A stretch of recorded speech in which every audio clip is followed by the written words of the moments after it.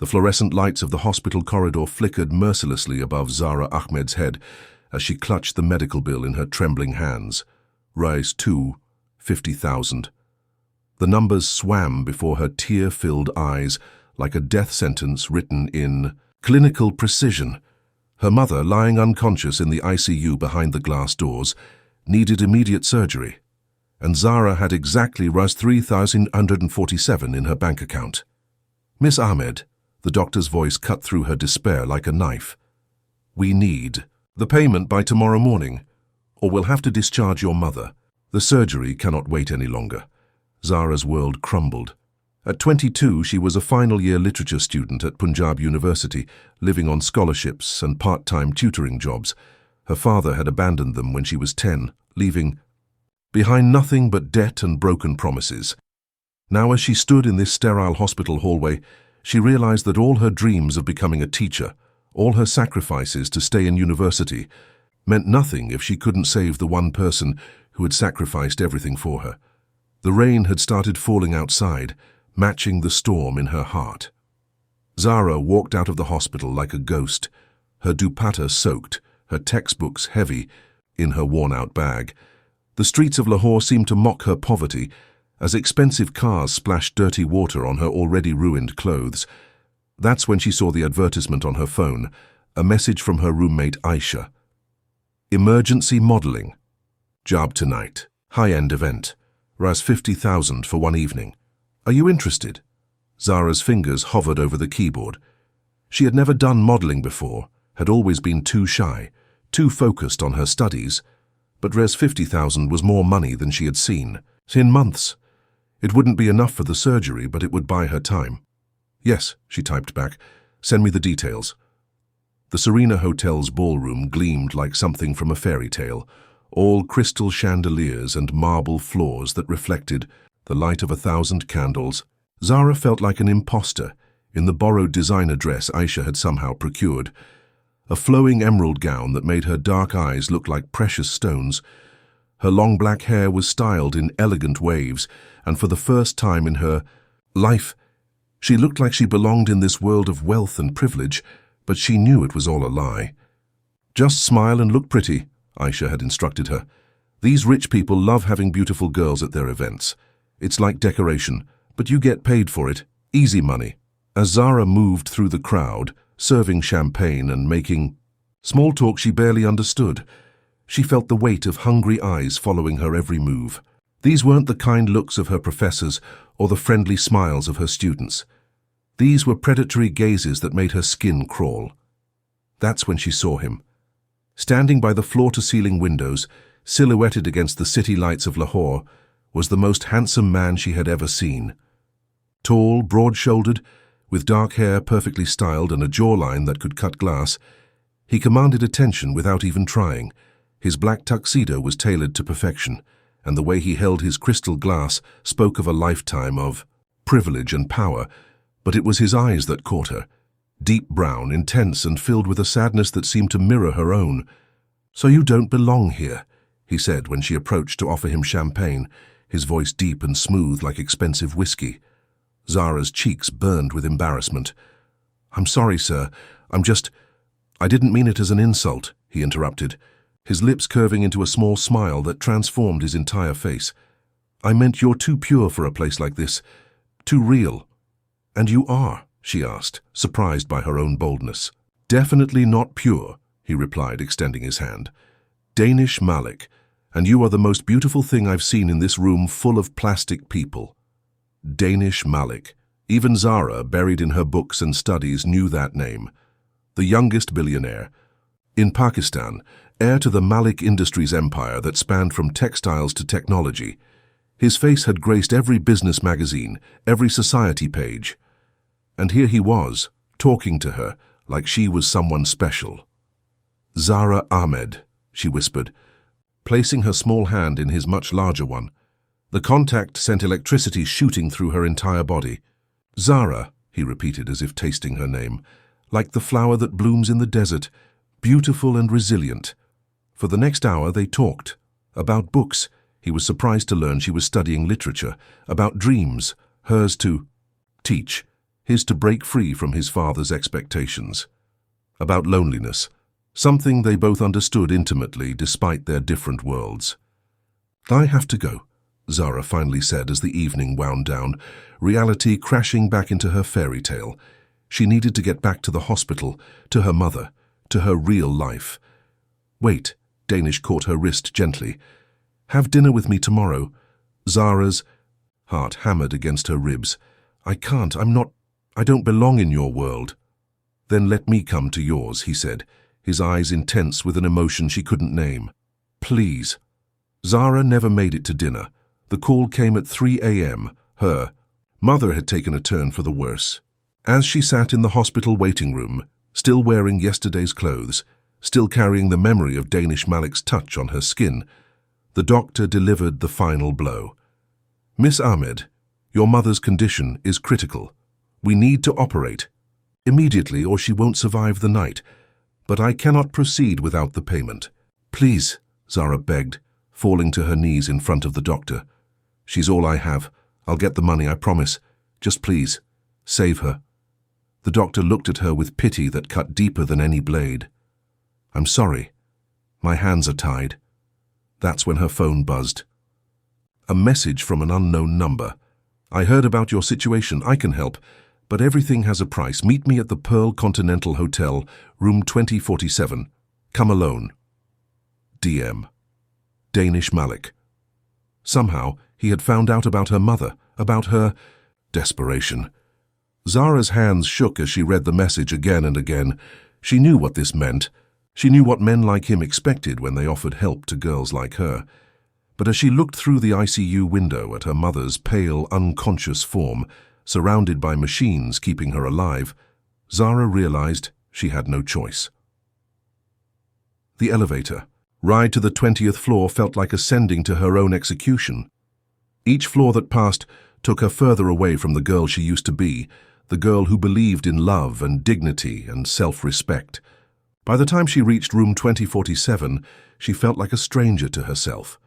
Danish opened the door before she could knock, as if he had been waiting by the window. He was dressed casually now, jeans and a white shirt that made his dark skin glow. But he still looked like a prince from her childhood fairy tales. "You came," he said softly, stepping aside to let her in. The suite was bigger than her entire hostel room, with a living area that overlooked the glittering city of Lahore. Fresh roses filled crystal vases, and champagne chilled in a silver bucket. It was seduction packaged in luxury, and Zara felt sick to her stomach. "Why are you doing this?" she whispered, wrapping her arms around herself as if she could hold her breaking heart together. Danish poured 2 glasses of champagne, his movements precise and controlled. "Because I can't stop thinking about you. Because in a world full of people who want something from me, you looked at me like I was just a man. And now you want to buy me," Zara said bitterly, tears streaming down her cheeks. "No," Danish's voice was rough with emotion. "I want to save you, both of you. Your mother will have the best care money can buy. You'll never have to worry about money again. All I ask is for one night to pretend that we're just 2 people who met and fell." "Don't," Zara interrupted. "Don't pretend this is something beautiful when we both know what it is." Danish set down his glass and moved toward her slowly, like she was a wounded animal that might bolt. "You're right, this isn't beautiful, this isn't love. This is just 2 broken people trying to feel something real in a world that's forgotten how to be genuine." He stopped just inches from her, close enough that she could smell his expensive cologne, could see the pain hidden in his dark eyes. "Your mother will be operated on within the hour," he said quietly.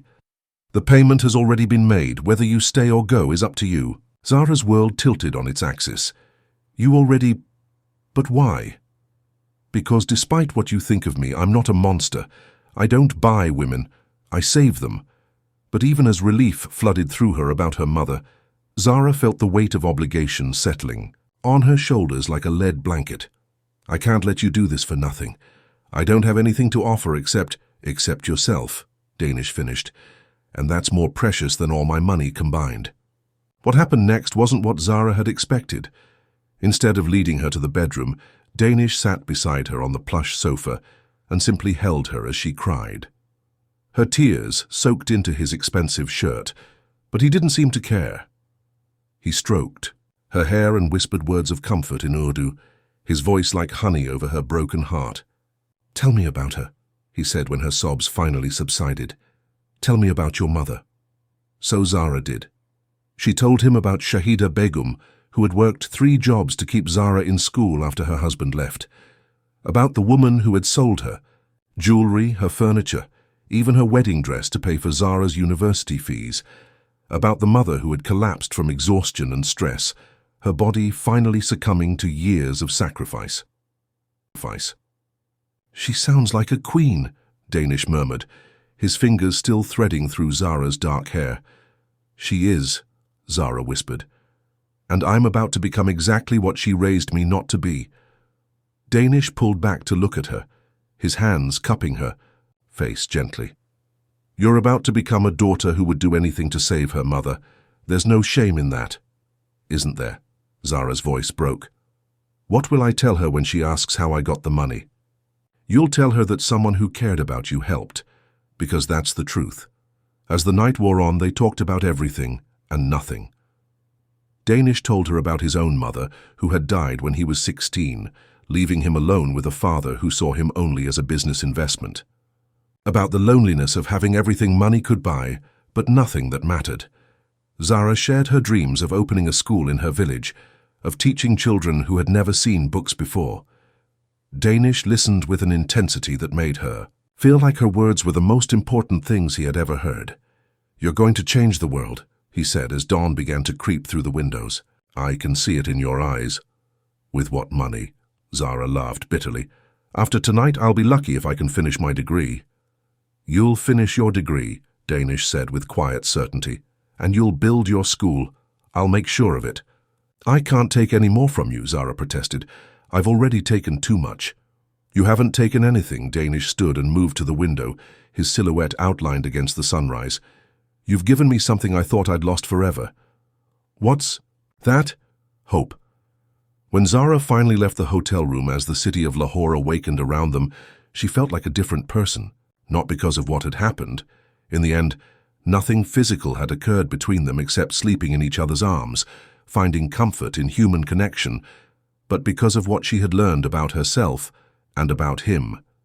Danish Malik wasn't the cold, calculating businessman the media portrayed. He was a lonely man trapped in a golden cage, using his wealth to create connections because he had never learned how to build them naturally. And Zara Ahmed wasn't the helpless victim she had thought herself to be. She was a warrior who would fight heaven and earth for the people she loved. 3 months later, Zara's life had transformed beyond recognition. Her mother, Shahida Begum, had made a full recovery, the surgery successful beyond the doctor's wildest expectations. She was home, now growing stronger every day, tending to the small garden behind their rented house in Hujra Shah Mukim. But the medical bills hadn't stopped with the surgery. There were follow-up treatments, medications, physiotherapy sessions that ate into their budget like hungry wolves. True to his word, Danish had quietly arranged for all of her mother's medical expenses to be covered through what he called an educational scholarship fund. To Shahida Begum, it appeared that her brilliant daughter had won a prestigious award that came with financial support. The lie tasted like ash in Zara's mouth every time her mother praised her academic achievements, with tears of pride in her eyes. "Beta," her mother would say, holding Zara's face in her work-worn hands, "you are my miracle.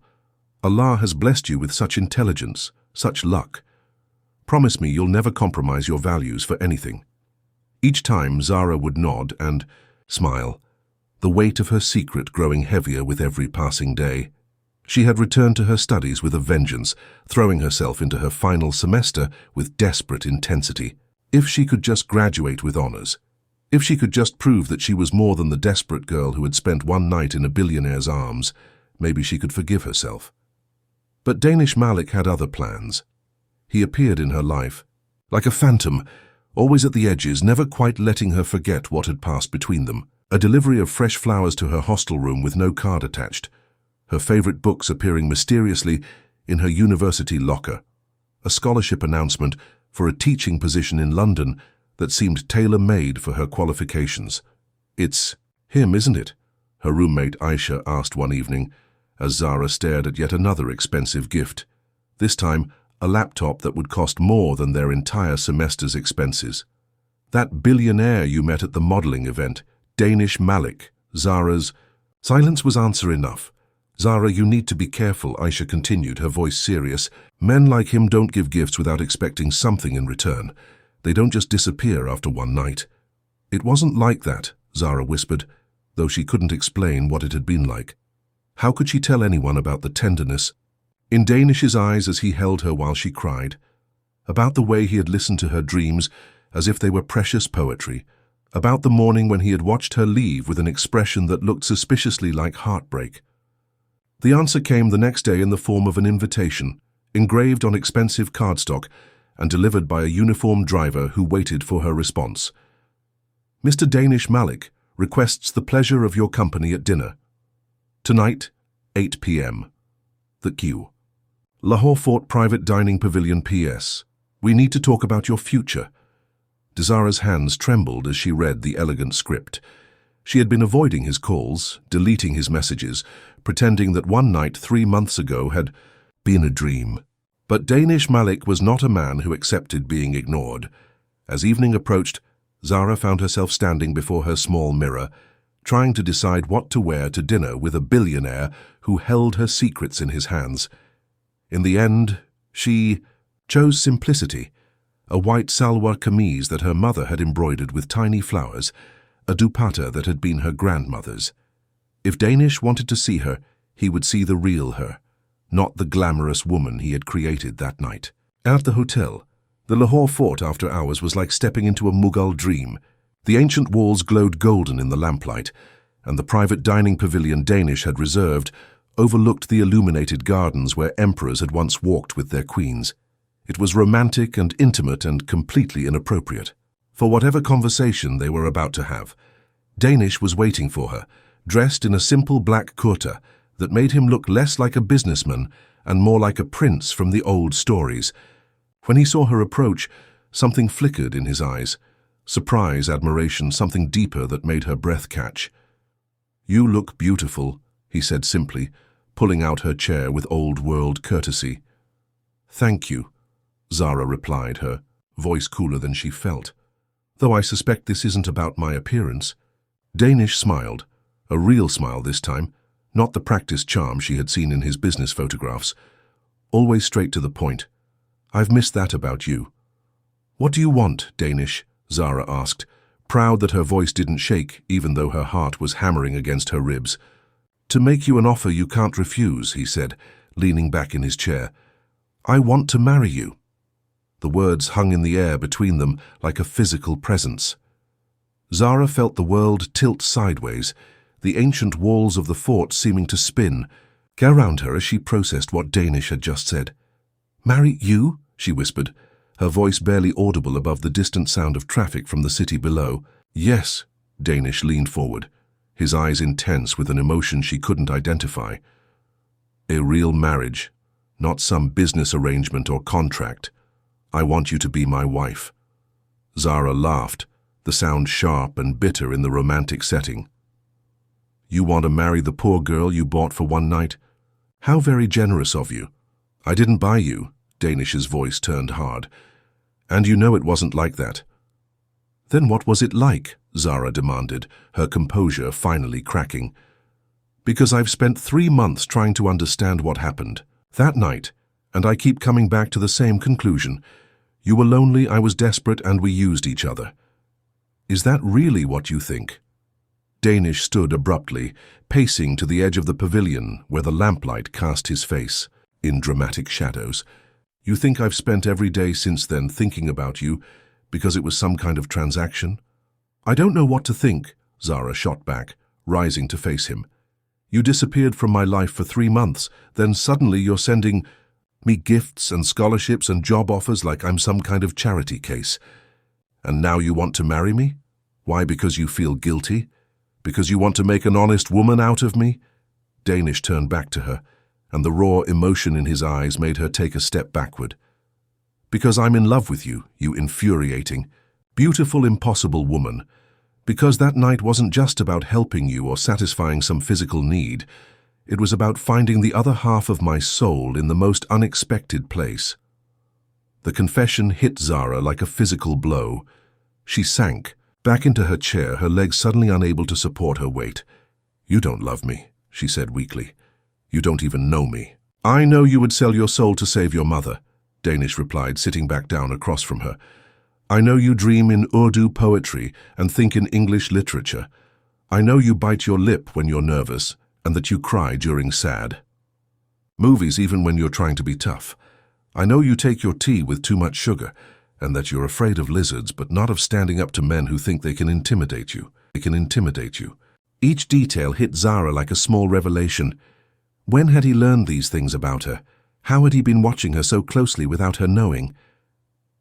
"That night," she said slowly, "we only talked for a few hours. And I've been learning about you ever since," Danish admitted. "Not stalking," he added quickly when he saw her alarmed expression, "but paying attention, asking Aisha casual questions, having my driver keep an eye on you to make sure you were safe, watching you from a distance like some lovesick teenager." "That's not love," Zara protested. "That's obsession." "Maybe," Danish acknowledged, "but it's the closest I've ever come to understanding what love might feel like. And I know you felt something that night too. Don't tell me it was just gratitude." Zara closed her eyes, remembering. The tenderness in Danish's touch, the way he had held her through the night without asking for anything in return, the way her heart had broken a little when she walked away from him in the dawn light. "It doesn't matter what I felt," she said finally. "We're from different worlds. You're a billionaire, I'm a student from a village. Your family would never accept me. Society would never accept us. It's impossible." "My family doesn't get to choose who I love," Danish said fiercely. "And society can go to hell. The only thing that matters is this: do you love me? Even a little?" The question hung between them like a challenge. Zara looked at this man who had turned her world upside down, who had saved her mother's life, who had haunted her dreams for 3 months. The truth was she had thought about him every single day since that night, not just with gratitude, but with a longing that had surprised her with its intensity. "I don't know," she whispered honestly. "I don't know if what I feel is love or gratitude, or just confusion. Everything happened so fast and I've been so focused on taking care of my mother and finishing my degree." "Then let me court you properly," Danish interrupted. "Let me show you what we could have together. Give me a chance to prove that this isn't about guilt or charity or whatever you think it is. Give us a chance. And if I say no," Danish's expression grew serious, "then nothing changes.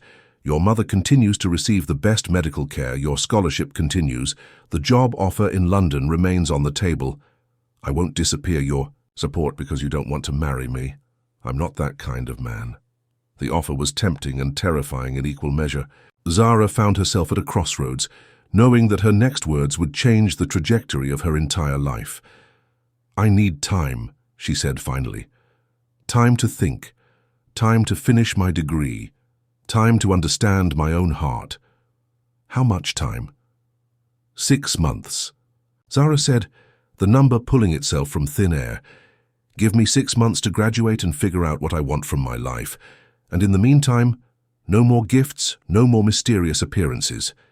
If you want to court me, do it honestly. Ask me on proper dates, meet my mother. Let me see who you really are when you're not playing the role of the mysterious billionaire." Danish considered this for a long moment, then nodded slowly. 6 months, but Zara, I want you to know I'm not giving up. I'm going to fight for us with everything I have." As they sat in the golden light of the Mughal pavilion, sharing a meal and tentative conversation, Zara felt the first stirrings of hope in her chest.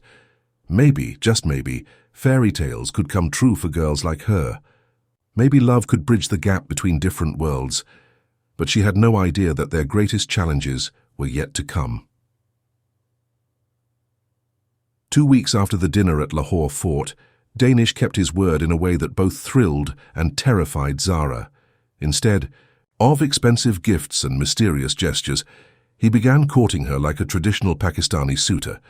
With respect, patience, and growing affection, that felt more real than anything she had ever experienced.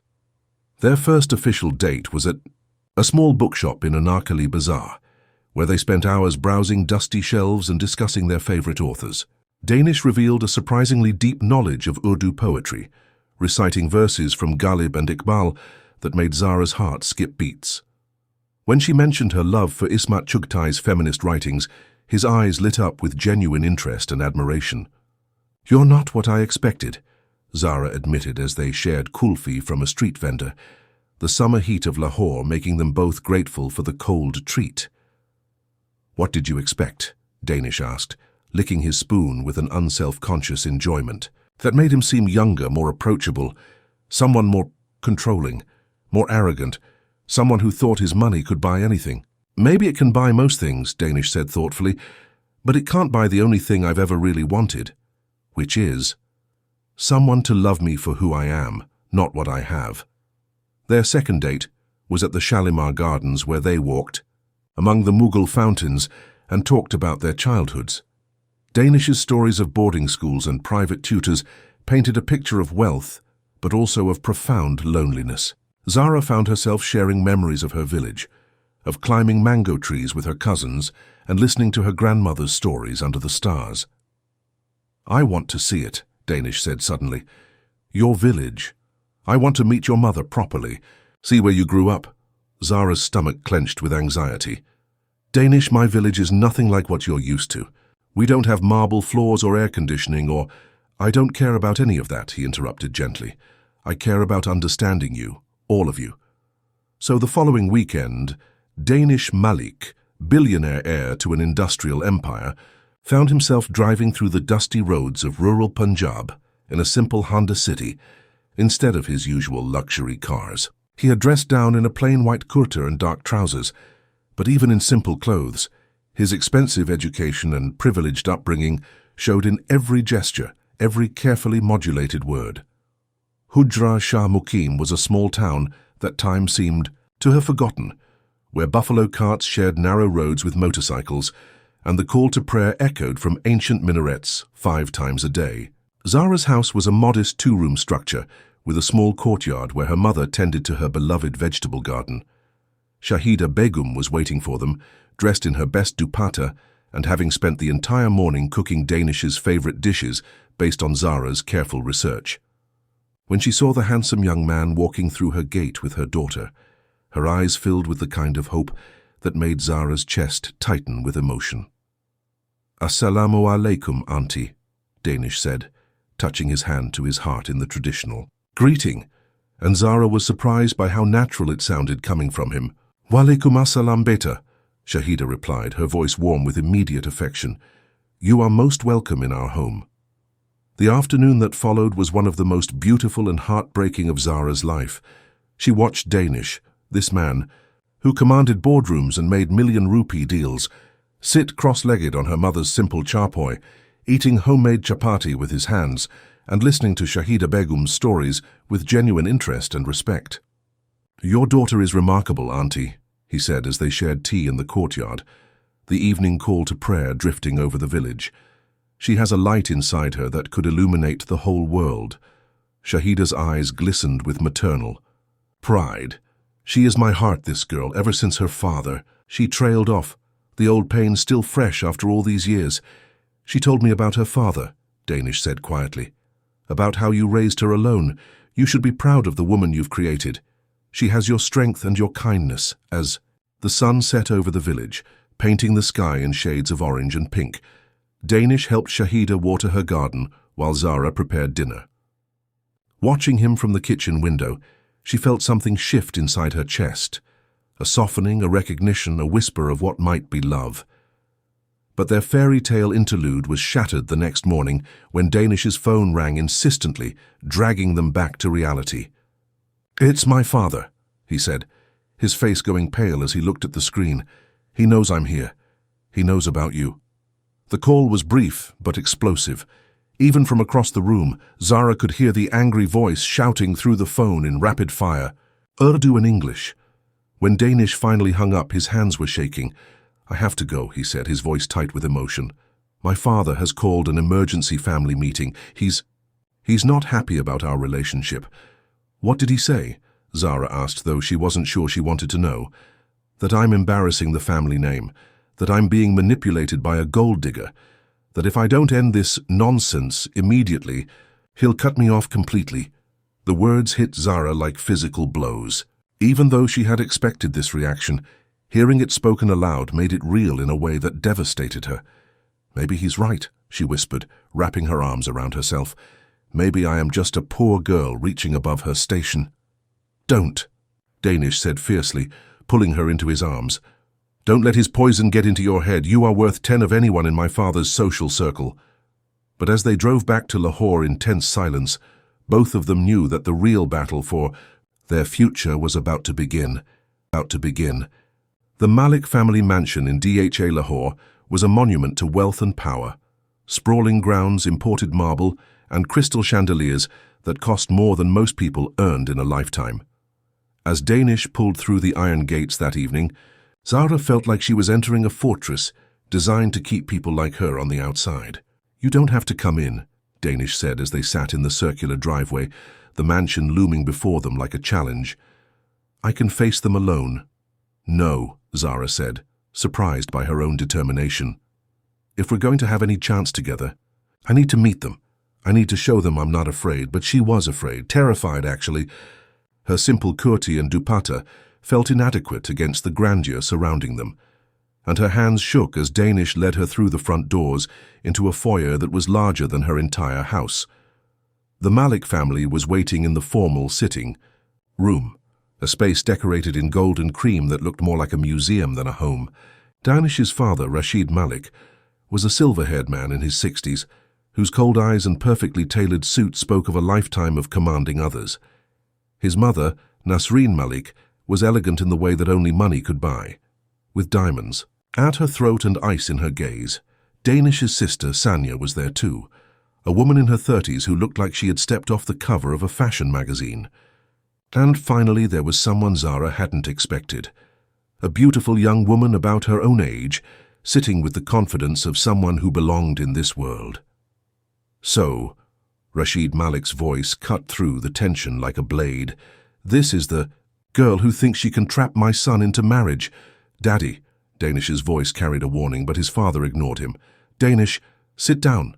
We need to discuss this situation rationally. Rashid's eyes never left Zara's face as he continued. Miss Ahmed, I assume that's your name. I've had my people look into your background. Village girl, poor family, father abandoned you when you were young.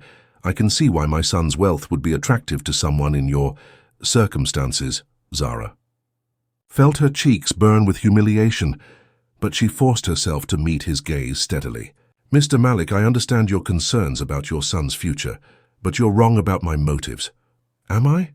Rashid smiled coldly. Then perhaps you can explain why you spent the night in his hotel room 3 months ago. Did you think we wouldn't find out?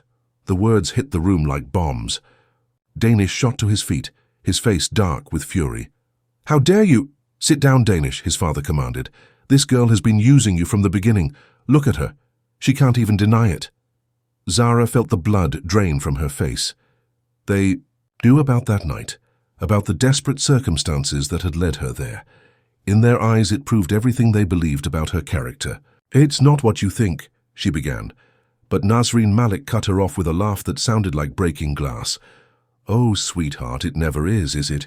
You sweet girls from poor families, you always have such touching stories about your motives. Mother. Danish's voice was deadly quiet. If you don't stop talking, I will leave this house and never come back. You'll leave anyway if you marry her. Sanya spoke for the first time, her voice dripping with disdain. You'll be cut off from everything. The business, the family, your inheritance. All for what? A village girl who can't even speak proper English? My English is fine, Zara said quietly, proud that her voice didn't shake. And I'm not after your son's money. I have my own dreams, my own career plans. Oh yes, Rashid pulled out a folder from the side table. Your scholarship to study in London. Very convenient that it came through right after you met Danish. Another coincidence, I suppose. Rashid's voice dripped with sarcasm as he waved the scholarship documents. A full scholarship to Oxford for a girl who couldn't even afford her. Mother's medical bills. My son has been very generous with his charity work. The room fell silent except for the ticking of an ornate grandfather clock. Zara felt the walls closing in around her as the truth of her situation became crystal clear. Every opportunity, every door that had opened for her, it had all been Danish's doing. Even her academic achievements had been tainted by his intervention. "The scholarship is legitimate," Danish said through gritted teeth. "She earned it based on her grades and her thesis proposal, which was submitted through channels you arranged," his mother added smoothly. "Really, Danish, did you think we wouldn't investigate?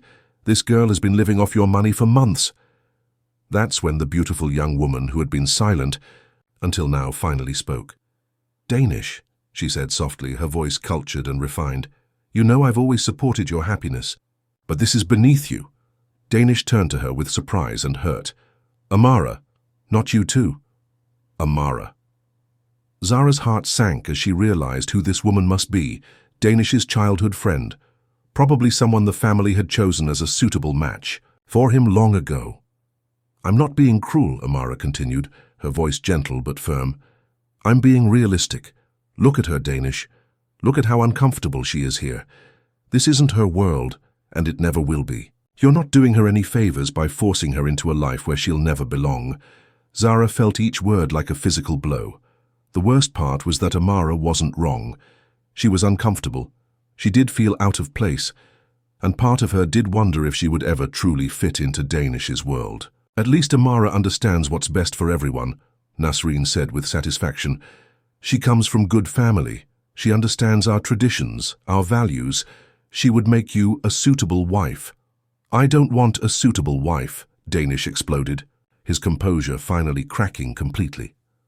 "I want Zara, I love Zara, and if you can't accept that, then maybe it's time I built my own life away from all of you." "With what money?" Rashid asked calmly. "You're 28 years old, Danish. You've never worked a day outside of this company. Everything you have, your education, your lifestyle, your reputation, it all comes from this family. Are you really willing to throw it all away for a girl you barely know?" "I know her better than I've ever known anyone," Danish replied, moving to stand beside Zara. "And yes, I would give up everything for her." But Zara couldn't let him do it. Looking around the room at the faces of his family, cold, disapproving, but also genuinely concerned about his future, she realized that she couldn't be the reason Danish lost everything he had been born to inherit. "No," she said quietly, and everyone turned to look at her. "He shouldn't have to choose." "Zara," Danish's voice was full of warning, "don't listen to them. They're not wrong about everything," Zara continued, her voice growing stronger with each word. "I don't belong here. I can't give you the kind of life your family wants for you. And I won't be responsible for destroying your relationship with them." "You're not destroying anything," Danish said desperately. "They are, with their prejudice and their narrow-mindedness."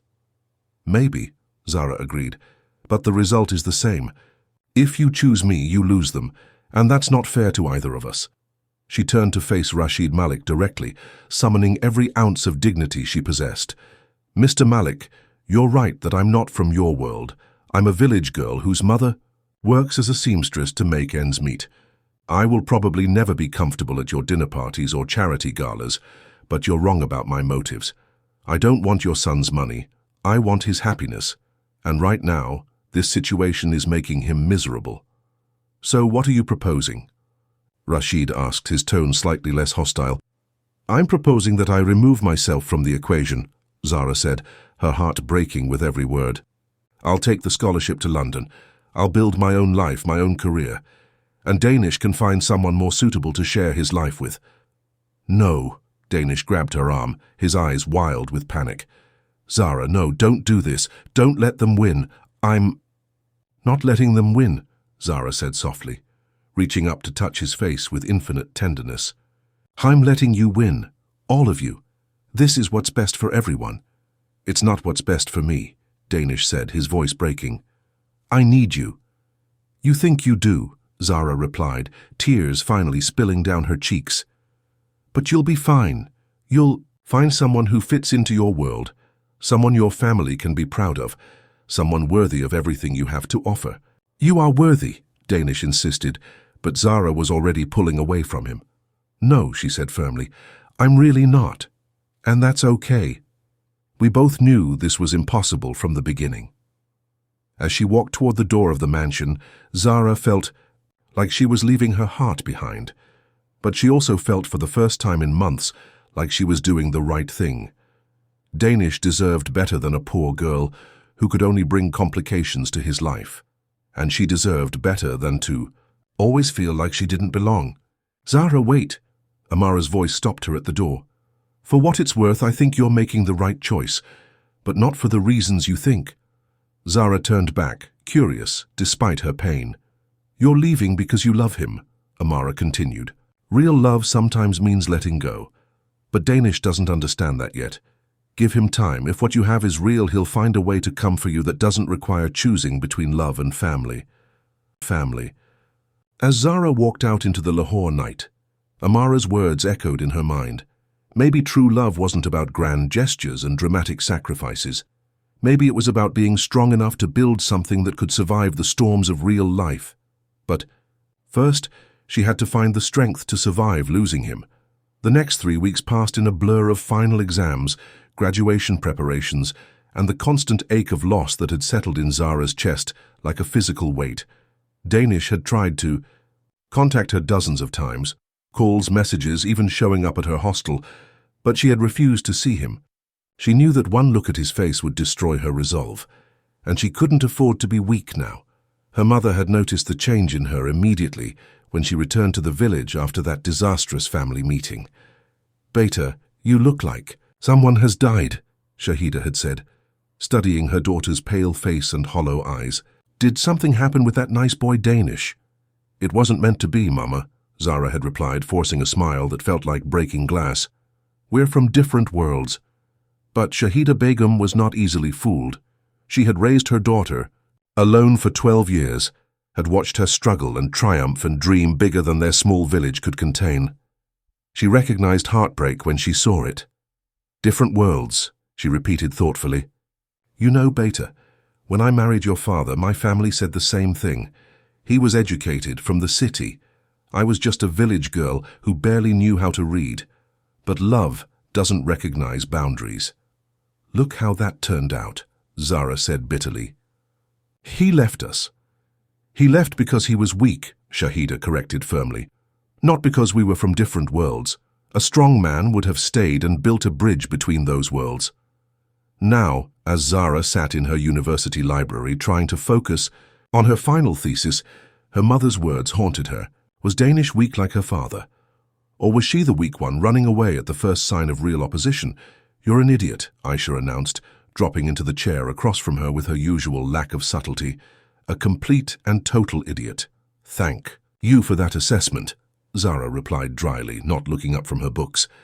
Do you know what Danish Malik has been doing for the past 3 weeks? Aisha continued, ignoring Zara's obvious desire to be left alone.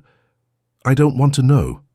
He's been learning Urdu poetry from Professor Chaudhry in the literature department. Apparently he wants to understand the cultural references in your thesis about feminist themes in South Asian literature. Despite herself, Zara felt her heart skip a beat.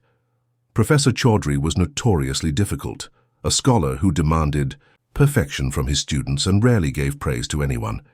He's also been volunteering at the Women's Literacy Center in Anarkali, Aisha continued relentlessly.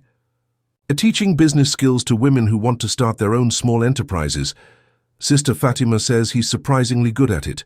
Patient, respectful, genuinely interested in helping.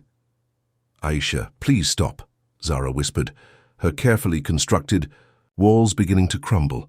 And yesterday, Aisha's voice grew softer. He donated 5 million rupees to establish a scholarship fund for students from rural areas. Guess what it's called? Zara looked up despite herself. The Shahida Begum Memorial Scholarship for Academic Excellence, named after your mother. He said it was to honor the woman who raised the most remarkable person he'd ever met. Tears spilled down Zara's cheeks before she could stop them. He can't do things like that, she said brokenly.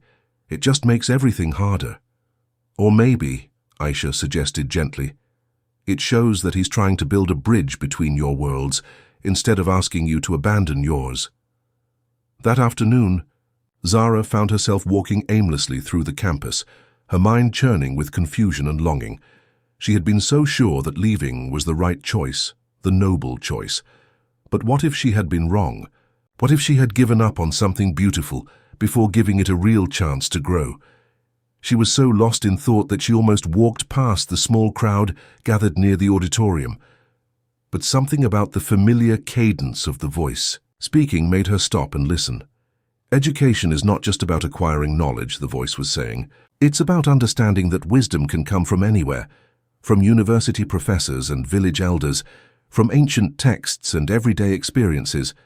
The moment we start believing that one kind of knowledge is superior to another, we lose the opportunity to learn from each other.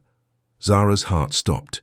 She knew that voice, had dreamed about it every night for 3 weeks. Pushing through the crowd, she saw Danish standing at a small podium, addressing a group of students and faculty members. But this wasn't the polished businessman she had met that first night. This was someone rawer, more authentic, speaking from his heart rather than his head. I've learned more about life from a woman who never had the chance to finish her education than I did from years at the best schools money could buy, he continued, his eyes scanning the crowd. She taught me that dignity isn't about what you own, but about how you treat others. That true strength isn't about power, but about sacrifice. That love isn't about grand gestures, but about small, everyday acts of kindness. Their eyes met, across the crowd, and Zara felt the world stop spinning. Danish's carefully prepared speech faltered for a moment, his professional composure cracking to reveal the vulnerability beneath. But mostly, he continued, his voice growing stronger, she taught me that some things are worth fighting for, even when everyone tells you to give up, especially then. The crowd applauded politely, but Zara barely heard it. She was already moving, pushing through the dispersing students, her heart hammering against her ribs. Danish was waiting for her at the edge of the small stage, his eyes uncertain but hopeful. "Hi," he said simply when she reached him. "Hi," she replied suddenly, shy in a way that seemed ridiculous after everything they had been through. "I've been learning Urdu poetry," he said with a small smile. "Professor Chaudhry says I have terrible pronunciation but good instincts for metaphor." "Danish," she began, but he held up a hand to stop her. "Before you say anything, I need you to know something. I talked to my family after you left, really talked, not just shouted, and some things became very clear." "What things?" "That I don't want to be the kind of man who chooses money over love. That I don't want to inherit a business built on the foundation of other people's compromises, and that if my family can't accept the woman I love, then maybe it's time to build a new kind of family." Zara felt her carefully constructed resolve beginning to crumble. "What are you saying?" "I'm saying I quit the family business. I'm starting my own company, focused on educational initiatives and rural development. It won't make me a billionaire, but it will make me proud of the work I do." "Danish, you can't give up everything for me." "I'm not giving up anything," he interrupted. "I'm choosing what matters, and you matter more than everything else combined. But your family will either come around or they won't. That's their choice to make. But I won't let their prejudices determine my happiness." Zara stared at this man who had turned his entire life upside down rather than let her go, and felt something shift deep in her chest. This wasn't the desperate gesture of someone trying to buy love. This was the deliberate choice of someone who understood what love actually cost. "There's something else," Danish continued, reaching into his jacket pocket. "I got you something, not expensive," he added quickly, seeing her expression. "Just meaningful." He pulled out a small, worn book, a collection of Faiz Ahmed Faiz's poetry, the pages yellowed with age and use. "It belonged to my mother," he explained. "She gave it to me before she died, said it would help me understand what real love looked like. I've been reading it every night since you left, trying to understand how to love someone without trying to own them." Zara took the book with trembling hands, feeling the weight of its significance. This wasn't just a gift, it was an invitation into the most private parts of his heart. "Read the poem on page 47, Danish said softly. "That's how I feel about you. That's how I've felt since the night we met. As Zara opened the book to the specified page, she felt her last defenses crumbling. Whatever happened next, whatever challenges they would face, she knew one thing with absolute certainty. This man loved her, really loved her, in a way that she had never dared to hope for. But before she could respond, before she could tell him that she loved him too, a commotion near the university gates caught their attention. A black car had pulled up, and several well-dressed people were getting out. Danish's family had come to campus, and they didn't look happy. "Oh no," Danish breathed, his face going pale as he recognized the familiar figures approaching across the campus lawn. "What are they doing here?" Zara instinctively moved closer to him, the book of poetry clutched against her chest like a shield. She could see Rashid Malik leading the charge, his expression thunderous, with Nasreen and Sanya flanking him like generals in an army. But it was the fourth figure that surprised her. Amara was with them, though her expression was unreadable. "Danish!" Rashid's voice carried across the courtyard, causing heads to turn and students to whisper. "We need to talk, now." "Not here," Danish replied firmly, stepping protectively in front of Zara. "This is neither the time nor the place for one of your scenes." "Oh, I think it's the perfect place," Nasreen said coldly as they reached the small group. "Let everyone see what kind of family drama this girl has brought into our lives." "Mom, please," Danish's voice carried a warning. But his mother was beyond caring about his feelings. "Do you know what your little rebellion has cost us?" she continued, her designer dupatta fluttering in the afternoon breeze. "The business partners who are questioning our family's judgment? The marriage proposals being withdrawn from Sanya because of the scandal you've created?" "What scandal?" Zara asked, finding her voice despite the growing crowd of curious onlookers. "We haven't done anything wrong." "Haven't you?" Rashid stepped forward, his eyes cold as winter. "My son has quit the family business, liquidated his trust fund, and is about to throw away generations of hard work for what? A girl he met in a moment of charity." The words hit Zara like physical blows, but she forced herself to stand straighter. "Mr. Malik, I understand you're upset, but Danish made his own choices. I never asked him to give up anything for me." "Didn't you?" Sanya laughed bitterly. "You may not have asked directly, but you certainly made it impossible for him to choose anything else. Poor little village girl with the sick mother. How could any decent man resist such a compelling sob story?" That was when Zara's patience finally snapped. For months she had endured their insults, their implications, their casual cruelty, but hearing her mother's illness reduced to a manipulation tactic was more than she could bear. "Stop," she said, her voice carrying across the courtyard with surprising force. "Just stop. I'm tired of listening to you tear apart everything good and pure in this world because it doesn't fit your narrow definition of acceptable." The crowd around them had grown larger, students and faculty members drawn by the dramatic confrontation unfolding on their usually peaceful campus. Zara was dimly aware of phones being raised to record the scene, but she no longer cared about privacy or dignity or keeping their problems quiet. "You want to know who I am?" she continued, her voice growing stronger with each word. "I am Zara Ahmed, daughter of Shahida Begum. My mother raised me alone after my father abandoned us, working 3 jobs to keep me in school. She sold her jewelry to pay for my books, went hungry so I could eat, sacrificed her own dreams so I could have mine. And when she got sick, yes, I was desperate enough to do whatever it took to save her life." She turned to face each member of Danish's family in turn, her dark eyes blazing with a fire that made even Rashid take a step back. "I met your son on what I thought was the worst night of my life. I expected him to be like every other rich man I had encountered, someone who thought my desperation made me available for purchase. But Danish surprised me. He saw me, really saw me, not as a transaction, but as a person. He held me while I cried and asked for nothing in return. He saved my mother's life without expecting anything from me."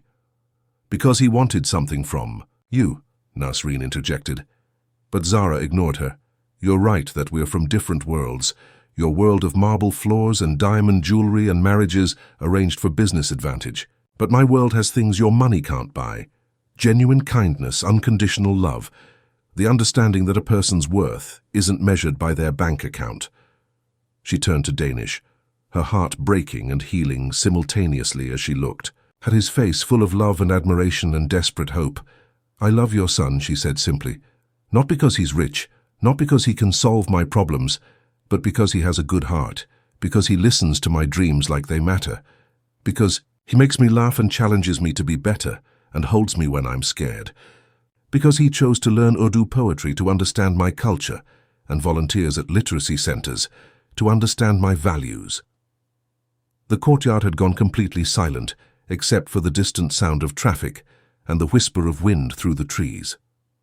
Even Rashid seemed at a loss for words in the face of Zara's passionate declaration. "But," she continued, her voice softening, "I also understand your concerns. You've built something impressive with your family business. You want Danish to have a partner who can help him maintain and grow that legacy. Someone who understands your world, who can navigate your social circles, who won't embarrass you at dinner parties." "Finally," Sanya muttered, "some sense." "Which is why," Zara said, taking a deep breath, "I'm going to London. I'm taking the scholarship, finishing my education, building my own career. And if Danish wants to join his life to mine, he'll have to do it as an equal, not as a savior." "Zara, no," Danish started forward, but she held up a hand to stop him. "I won't be anyone's charity case," she continued firmly. "Not yours, not theirs. If we're going to have a future together, it has to be built on mutual respect and shared dreams, not on guilt or obligation or dramatic rescues." That's when Amara finally spoke, her voice cutting through the tension like a knife.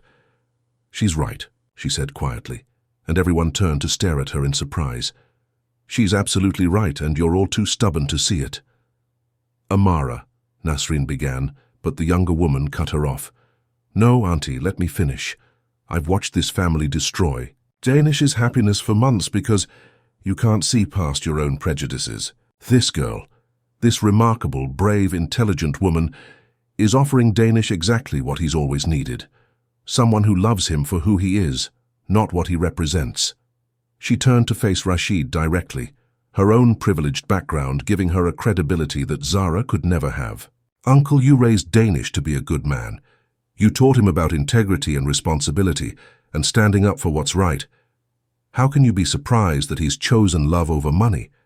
Isn't that exactly what you would want him to do?" "But the business," Rashid began weakly. "Will survive without him," Amara finished. "It survived for generations before Danish was born, and it will continue long after we're all gone. But real love, the kind that transforms people and creates families and builds legacies that matter, that's rare. That's precious. That's worth fighting for." The silence that followed Amara's speech was profound and heavy with possibility. Zara could see the wheels turning in Rashid's mind, could see Nasreen's carefully constructed arguments beginning to crumble. Even Sanya looked less certain of her position. "And what about you?" Nasreen asked Amara suddenly. "We had always hoped." "You and Danish," Amara smiled sadly. "I love Danish like a brother, Auntie, I always have. But I would never want to marry someone who was in love with someone else. That's not fair to anyone." Danish stepped forward then, his voice quiet but firm. "Dad, I know you're disappointed in me. I know this isn't the life you planned for me. But Zara is right. If we're going to have a future together, it has to be built on the right foundation. I need to prove that I can succeed on my own merits, not just my inheritance."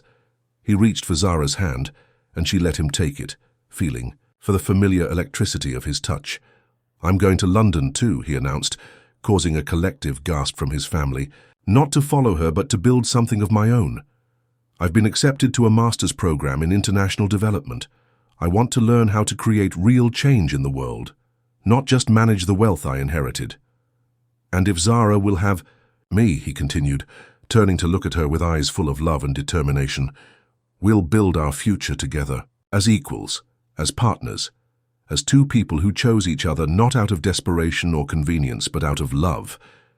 The proposal, because that's what it was, even without a ring or a formal declaration, hung in the air between them like a promise. Zara felt her heart soar and break and heal all at the same time as she looked at this man, who had just given up everything comfortable and familiar for the chance to build something real with her. "Yes," she whispered, and then louder. "Yes, I'll have you. I'll have all of you, your dreams and your doubts and your terrible pronunciation of Urdu poetry." As Danish swept her into his arms, spinning her around in the golden afternoon light while their audience applauded and cheered, Zara felt like she was finally living in the fairy tale she had always been too practical to believe in. But the best part wasn't the dramatic romance or the public declaration of love. The best part was the quiet moment afterward, when Rashid Malik approached them both with tears in his eyes and said, "Beta, maybe it's time this old man learned something new about what real love looks like." The small school in Hujra Shah Mukim was nothing like the grand educational institutions Zara had attended in London, but it was perfect in every way that mattered. The classrooms were simple but bright, filled with the eager faces of children who had never had access to quality education before. The walls were decorated with their artwork and essays, and the sound of laughter and learning filled every corner. "Mrs. Malik," little Fatima raised her hand excitedly from the front row. "Will you tell us again about the princess who became a teacher?" Zara smiled, her hand unconsciously moving to rest on her still flat belly, where the newest member of their family was just beginning to grow. "Which princess is that, Jan?" "The one who married the prince but kept her own dreams," another student chimed in. "The one who built schools instead of living in a palace." "Ah," Zara said, understanding now. Over the past year, her students had transformed her own story into something approaching legend, embellishing it with each retelling until it sounded more like a fairy tale than real life. "Well, the princess learned something very important, that the best kind of love doesn't ask you to give up your dreams. It helps you make them bigger." From the doorway, Danish watched his wife teach with the same pride and wonder he had felt on their wedding day. She was even more beautiful now than she had been that first night they met, confidence and happiness and purpose radiating from her like light. Her simple salwar kameez and the dupatta covering her hair couldn't diminish the regal bearing she had developed over the past 2 years. Their wedding had been a perfect blend of both their worlds, a small ceremony in the village mosque, followed by a reception in the Malik family gardens. Shahida Begum had cried tears of joy as she watched her daughter marry the man who had learned to recite Urdu poetry just to make her laugh. Rashid and Nasreen Malik had surprised everyone by embracing their new daughter-in-law with genuine warmth, having finally understood that love was not a weakness to be managed but a strength to be celebrated. "The school is beautiful, Beta," Shahida said now, appearing beside Danish in the doorway. At 62, she was healthier and happier than she had been in years, her medical bills a distant memory, and her days filled with the joy of watching her daughter's dreams come to life. "She did all of this," Danish replied, his voice soft with admiration. "The curriculum, the teacher training program, the scholarships for girls who couldn't otherwise afford school fees. I just provided some of the funding." "You provided much more than money," Shahida corrected gently. "You provided belief. You made her feel worthy of dreaming big." Danish's phone buzzed with a message from his own organization, the rural development non-profit he had built from scratch after finishing his master's degree in London. In 2 years, they had opened 15 schools across Punjab and provided microfinance loans to over 1,000 women starting small businesses. It wasn't the empire his father had wanted him to inherit, but it was work that filled his soul in a way that managing textile mills never had. "Uncle Danish." The children spotted him in the doorway and rushed over with the enthusiasm they showed for all their favorite people. Danish had become a beloved figure in the village, known for his willingness to play cricket in the dusty streets and his terrible but enthusiastic attempts at speaking Punjabi. "Are you here to walk Teacher Zara home?" one of the boys asked with the knowing grin that children reserve for adults they suspect of being in love. "Every day," Danish replied solemnly, making them giggle. "It's my most important job." As the school day ended and the children scattered to their homes, Danish helped Zara gather her materials and lock up the classrooms. Their own home was a modest house on the edge of the village, large enough for their growing family, but simple enough that they never felt disconnected from the community they served. "How are you feeling?" Danish asked as they walked hand in hand. Down the dusty road, the late afternoon sun painting everything golden around them. Tired, Zara admitted, leaning into his shoulder. But happy. The girls in the advanced class are writing essays about their career goals. Do you know what most of them want to be? Teachers, like their favorite teacher, Danish guessed, and smiled when Zara nodded. Some want to be doctors, some engineers, one wants to be a pilot. A year ago, these girls thought their only option was marriage at 16. Now they're planning university applications. You've given them something priceless, Danish said, stopping to turn her toward him. You've given them the ability to imagine different futures for themselves. We've given them that, Zara corrected. This school, this program, it's what we built together. As they reached their front gate, they could see Amara's car parked in their small driveway. She had become a frequent visitor, having moved to Lahore to help manage the family business while pursuing her own interests in women's rights advocacy. Her friendship with both Danish and Zara had grown deeper over the years, built on mutual respect and shared values. "Surprise!" Amara called, out as they entered the house, emerging from the kitchen with Shahida close behind. "I brought news that couldn't wait for your next visit to Lahore." "What kind of news?" Danish asked, immediately suspicious of Amara's excited expression. "The kind that's going to make you both very happy," she replied, pulling out an official-looking letter. "Your application for the UNESCO Education Innovation Award has been accepted. You're one of 3 finalists from across Asia." Zara sank into the nearest chair, overwhelmed. The UNESCO Award was one of the most prestigious recognitions in the field of education, typically given to large organizations with massive budgets and international reach. "That's impossible," she breathed. "We're just a small village school." "A small village school that has revolutionized girls' education in rural Punjab," Amara corrected. "A school that has been studied and replicated in 6 other districts.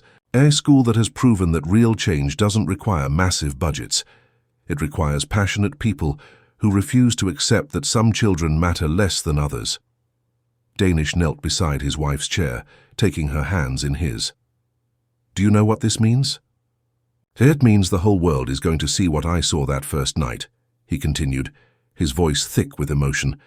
"That you are extraordinary, that your dreams deserve the biggest possible stage."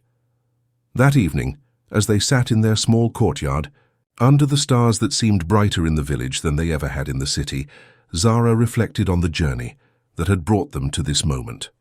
2 years ago, she had been a desperate girl willing to sacrifice everything for her mother's life. Now she was a wife, soon-to-be mother, successful educator, and potential international award winner. But more than any of those titles, she was happy. Deeply, completely, unreservedly happy, in a way she had never thought possible. "Do you ever regret it?" she asked Danish as they lay on the traditional charpoy under the open sky. "Giving up the business, the money, the easy life." Danish was quiet for so long that Zara thought he might not answer. When he finally spoke, his voice was soft with wonder. 2 years ago, I had everything money could buy, and nothing that mattered. I was surrounded by people who wanted something from me and completely alone. I thought that was just what life was like for people like me." He turned to face her, his eyes reflecting the starlight above them. "Now I have work that matters, a family that loves me for who I am, and the most incredible woman in the world, choosing to build a life with me every single day. I wake up excited about what we're going to accomplish together. I go to sleep grateful for everything we've built." He placed his hand gently on her belly, where their child was growing. "In a few months, we're going to have a baby who will grow up knowing that love isn't about rescuing someone or being rescued. It's about choosing to build something beautiful together, even when the world tells you it's impossible." "And if it's a girl?" Zara asked, covering his hand with hers. "Then she'll grow up knowing that village girls can change the world," Danish replied. "That education is power, that dreams don't have expiration dates, and that true love isn't about finding someone to complete you. It's about finding someone who helps you become the best version of yourself." As they lay under the vast Punjab sky, surrounded by the sounds of their village settling into sleep, Zara thought about the young woman she had been that night at the Serena Hotel, desperate, afraid, convinced that love was a luxury she couldn't afford. She had been wrong about so many things. Love wasn't a luxury, it was a necessity. It wasn't about being saved, it was about being seen. And it wasn't about choosing between dreams and reality. It was about finding someone who would help you dream bigger than you ever thought possible. The fairy tale her students loved to hear wasn't about a princess who gave up everything for love. It was about a village girl who discovered that the right kind of love doesn't ask you to choose between your dreams and your heart. It gives you the courage to pursue both.